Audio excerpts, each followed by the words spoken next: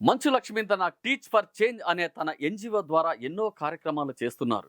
తాజాగా నెల్లూరు జిల్లాలోని 12 గవర్నమెంట్ పాఠశాలలో డిజిటల్ క్లాస్ రూములను ఏర్పాటుకు లక్ష్మి శ్రీకారం చుట్టారు. నెల్లూరు నగరంలోని కొట్టామిట్ట కృష్ణ మందిరం వీధిలోని మున్సిపల్ కార్పొరేషన్ ప్రైమరీ స్కూల్కి మంచు లక్ష్మి వెళ్ళింది.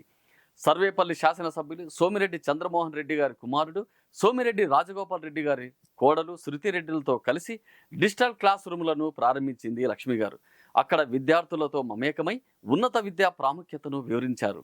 ప్రైవేటు పాఠశాల విద్యకు ప్రభుత్వ పాఠశాలల విద్యకు వ్యత్యాసం కనిపిస్తుండడంతో ఆ వ్యత్యాసాన్ని తొలగించడమే లక్ష్యంగా తమ ఎన్జిఓ సంస్థ ద్వారా విశేష కార్యక్రమాలను చేపడుతున్నామని చెప్పారు లక్ష్మి గారు. ఇప్పటికే 12 పాఠశాలలోనూ డిజిటల్ క్లాస్ రూములను ఏర్పాటు అయిందని వివరించారు. అలానే నెల్లూరులోని ఒక షాప్ ప్రారంభోత్సవానికి కూడా మంచు లక్ష్మి గారు వెళ్ళారు.